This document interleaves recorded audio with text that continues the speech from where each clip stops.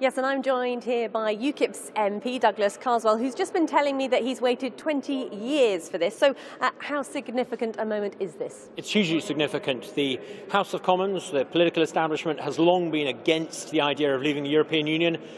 Today they've bowed to the inevitable, the will of the people. A clear majority, 372 MPs voting in favour of Theresa May getting on and beginning the process of getting us out. It's great. And this now will go to the House of Lords. Yeah. There's talk that because it has got through the House of Commons without any amendments, the Lords don't really have a licence to start fiddling around with it.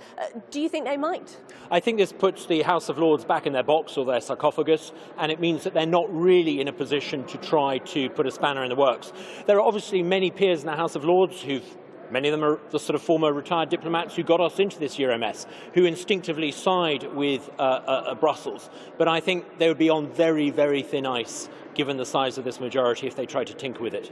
Theresa May have got this through the Houses of Parliament, yet obviously to get through the House of Lords, but pretty easily. The fact is, though, the much tougher negotiations are going to be when she starts the formal negotiations, those divorce talks with the other 27 member states. That's going to be much, much harder than winning here, isn't it? Absolutely. But this is what's key to the success of Brexit. I passionately believe in Brexit because I actually want a liberal country, and I want a liberal Brexit. That means we've got to avoid the grandstanding, the political posturing, the protectionist, nativist instincts, and we've got to offer a generous deal to the EU that works for us and works for them. It's got to be based on reciprocal respect, but I think we can do this, and I think we can do it in a way that works for us and works for them. Let's not go down the tabloid headline sensation route of having a dig at them. Let's give Theresa May the space she needs to come up with a generous offer, and I think in a few months' time, I think we'll see some great stuff. You mentioned that it had passed through the House of Commons with a huge majority. That is the case, but many MPs voted against their own wishes, if you like. They voted to stay in the referendum, but they have now reluctantly voted to trigger Article 50, those formal divorce talks.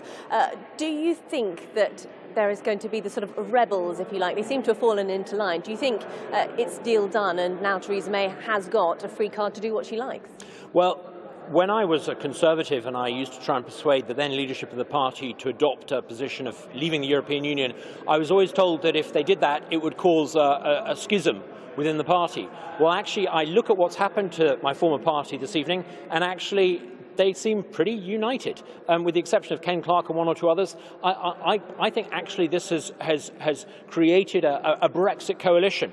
And, you know, the Ulster Unionists are part of that, I'm part of that, there are even Labour MPs who are part of that. And that's a pretty convincing coalition that Theresa May has got behind her. Some things are bigger than parties, and the future of our relationship with Europe and making sure we get it right is bigger than any one party.